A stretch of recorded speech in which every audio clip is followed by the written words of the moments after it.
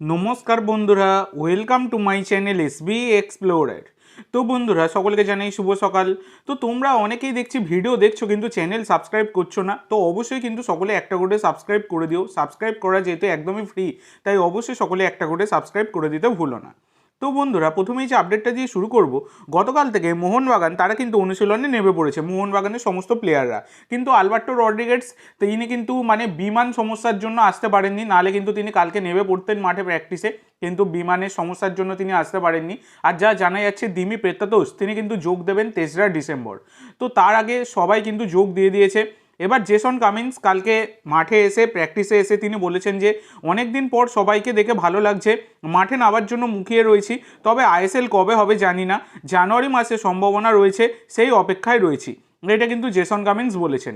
আর Robson রবিনো, দেখো Robson রবিনোকে নিয়ে আমাদের কোনো সন্দেহ ছিল না, একজন কোয়ালিটি প্লেয়ার রবসন রবিনো, তোমরা সকলেই জানো। তো ব্যাপারটা হচ্ছে কিন্তু এই যে মোহনবাগানের কোন জায়গায় খেলবেন রবসন রবিনো, সেইটা নিয়ে কিন্তু সবার মনেই সন্দেহ ছিল, এখনও কিন্তু রয়েছে। কারণ যে পজিশানে প্লেয়ার দরকার ছিল বিদেশি, সেই পজিশানে মোহনবাগান না নিয়ে একটা অড পজিশানে নিয়েছে, যে পজিশানে অলরেডি কিন্তু ভারতীয় প্লেয়ার ভালো ভালো রয়েছে খেলবার জন্য। তবে রবসন রবিনোর তোমরা যদি দেখো, তিনি যখন এসেছিলেন মোহনবাগানে তার একটা ফিটনেস নিয়ে যথেষ্ট সমস্যা ছিল আর কি, আমরা সকলেই দেখেছি, যে কটা ম্যাচ খেলেছেন ফিটনেসের অভাবে ভুগেছেন। কিন্তু সেই রবসন রবিনো তার পুরনো ছন্দে এবার কিন্তু তিনি ফিরে এসেছেন, তিনি একদম তার দেশ থেকে ফিট হয়ে একদম ফিরেছেন, সেই রকমই কিন্তু অনুশীলনে গতকালকে তাকে দেখা গেছে। তো আশা করা যায় আইএসএল যখনই হোক না কেন, জানুয়ারি মাসে যদি শুরু হয় তিনি কিন্তু মাঠে ফুল ফোটাবেন, এইটা কিন্তু আমরা সকলেই আশা করব। এবার তোমরা তোমাদের মতামত অবশ্যই সকলে কমেন্ট করে জানাতে ভুলো না। এর পরবর্তী যে আপডেটটা তোমাদের সাথে শেয়ার করতে চলেছি, একটা গুরুত্বপূর্ণ বড় আপডেট বলা যায়, যেটা হচ্ছে 3রা ডিসেম্বরে কিন্তু স্পোর্টস মিনিস্ট্রি তারা এই আইএসএল নিয়ে মিটিংয়ে বসতে চলেছে। শুধু আইএসএল বলবো না, ভারতীয় ফুটবলের সমস্ত স্টেক হোল্ডার তাদের সাথে কিন্তু মিটিংয়ে বসতে চলেছে।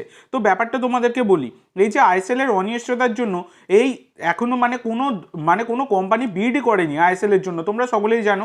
তারপরে সেই কন্ট্রাক্ট সেই যে টেন্ডার ছাড়া হয়েছিল সেটা ক্লোজ হয়ে যায়, কিন্তু কোনো রকম বিট পায়নি এআইএফএফ। না বিট পাওয়ারই কথা, কারণ এআইএফএফ যে ধরনের সিস্টেমে চলে। এবার ব্যাপার হচ্ছে এই নিয়ে কিন্তু অনেক রকমই কথাবার্তা হয়েছে, অনেক আলোচনাই হয়েছে। বর্তমানে কিন্তু স্পোর্টস মিনিস্ট্রি তারা কিন্তু এই হালটা ধরেছে, যেটা কিন্তু একটা বড়ই সুখবর। তাই 3রা ডিসেম্বর 2025 সেদিনকে কিন্তু দুপুর 1:30টার সময় আইএসএলের সমস্ত ক্লাবের সাথে মিটিং করবে স্পোর্টস মিনিস্ট্রি। তারপর দুপুর 2:15 সময় আই লিগ এবং তার নিচে যে ডিভিশন টুর্নামেন্টগুলো হয়, আই লিগ 2, আই লিগ 3, এই সমস্ত ক্লাবগুলোর সাথে কিন্তু মিটিং করবে। দুপুর 3টের সময় কিন্তু এফএসডিএল এর সাথে মিটিং করবে। 3:30টের সময় কিন্তু যারা বিট করবে ভেবেছিল আইএসএল এর জন্য এবারে আর কি, যারা বিট করবে ভেবেছিল বিট করেনি, তাদের সাথে মিটিং করবে। আর বিকেল 4টের সময় এই আইএসএল এর সমস্ত ব্রডকাস্টার, ওটিটি প্ল্যাটফর্মস তাদের সাথে কিন্তু মিটিং করবে। আর ফাইনালি বিকেল 4:30টের সময় কিন্তু সমস্ত পার্টি এই আইএসএল ক্লাব, আই লিগের ক্লাব, এফএসডিএল যারা বিট করবে ভেবেছিল বিট করেনি, তাদের সাথে ব্রডকাস্টার পার্টনার সবার সাথে কিন্তু জয়েন্ট একটা মিটিং কিন্তু 4:30টের সময় বিকেলবেলা হতে চলেছে। এবার এই দিনেই এই 3রা ডিসেম্বরে কিন্তু একটা বড় কোনো সুখবর বেরিয়ে আসতে পারে। তো দেখা যাক পরবর্তীকালে এই বিষয়ে কোনো রকমের আপডেট পেলে অবশ্যই আমি তোমাদের সাথে শেয়ার করে দেবো। তো এর পরবর্তী যে আপডেটটা তোমাদের সাথে শেয়ার করব, গতকালকে সকালের ভিডিওতেই তোমাদেরকে জানিয়েছি যে হুগো বুমোকে দলে নিতে চাইছে মোহনবাগান সের্জিও লোবেরা তার প্রিয় ছাত্র, তাকে কিন্তু দলে ফিরিয়ে আনতে চাইছে। তো এবার ব্যাপার হচ্ছে এমবিএফটি যেমন তারা জানিয়েছে যে সের্জিও লোবেরা তিনি জানিয়েছেন যে তিনি দল নিয়ে পুরোপুরি খুশি, কিন্তু তার একটা প্রপার নাম্বার 10 ভালো প্লেয়ার সেটা কিন্তু দরকার, এবং সেই জায়গায় কিন্তু তিনি হুগোকে মাস্ট চাইছেন। এই রকম একটা ব্যাপার কিন্তু থাকছে। তো দেখা যাক জানুয়ারিতে গিয়ে এই ব্যাপারটা কোনো রকম ডেভেলপমেন্ট হয় কি না।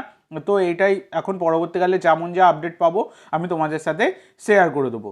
তো আজকের জন্য এইটুকু বন্ধুরা, ভিডিওটি ভালো লাগলে অবশ্যই লাইক করো, শেয়ার করো, আমার চ্যানেলে প্রথমবার এসে থাকলে চ্যানেলটি সাবস্ক্রাইব করো, আর কমেন্ট করে জানাও ভিডিওটি কেমন লাগলো।